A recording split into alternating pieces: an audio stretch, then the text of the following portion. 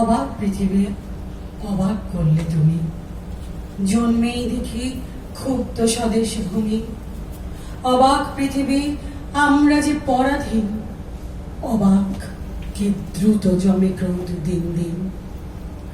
অবাক পৃথিবী, অবাক করলে আরো, দেখি এই দেশে অন্ন নেই কো কারো। অবাক পৃথিবী, অবাক যে বারবার, দেখি এই দেশে মৃত্যুরই কারবার।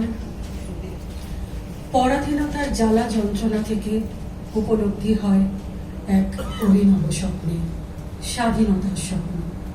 যে স্বাধীনতায় থাকবে সর্বস্তরে মানুষের সমান অধিকার, যে স্বাধীনতায় থাকবে বাঁধনহীন শৃঙ্খলতা, যে স্বাধীনতায় থাকবে অনিমেষে মিশে যাওয়া অগুন্তি রঙের ফুলে। সুদীর্ঘ সংগ্রামের ইতিহাসকে সাক্ষী রেখে স্বাধীনতা তো এসেছে, কিন্তু স্বপ্ন পূরণ হয়েছে কি? ভারতবর্ষ যেন আজ এক রক্তাক্ত ক্ষত বিক্ষত মানচিত্র মাত্র।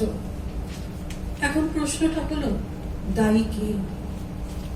আমরা সবাই। কারণ আমরাই তো ভুলে গিয়েছি এ ভারত ভূমি নহে গো তোমার, নহে গো আমার একার। হেথায় পড়েছে হিন্দুর ছাপ, মুসলমানের রেখা। হিন্দু মনীষা জেগেছে এখানে আদি মূষার ক্ষণে।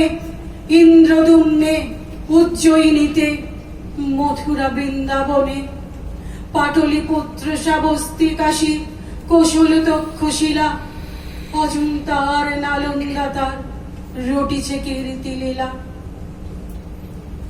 এ দেশ যদি আমার হয়, তবে তো এই বিশ্ব আমার।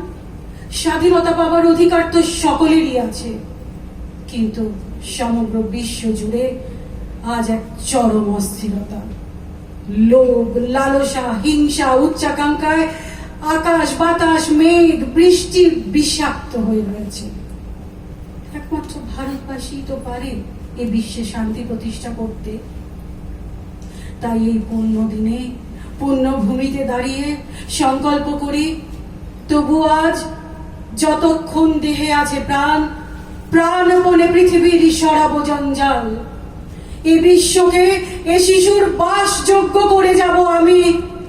নবজাতকের কাছে এ আমার দৃঢ় অঙ্গীকার, এ আমার দৃঢ় অঙ্গীকার, এ আমার দৃঢ় অঙ্গীকার।